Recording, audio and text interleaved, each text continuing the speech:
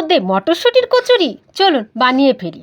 তেল দিয়ে দিলাম 2 চামচ মতন, তার মধ্যে 1 চামচ মতন হিং দিলাম, 1 চামচ আদা বাটা, কাঁচা লঙ্কা কুচি, ব্যাস দিয়ে একটু নাড়াচাড়া করে একটু চিনি দিয়ে দিলাম।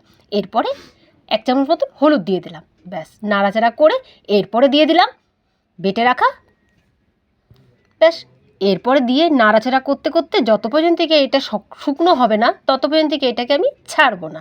তার মধ্যে দিয়ে দিলাম নুন, ব্যাস শুকনো হয়ে গেছে।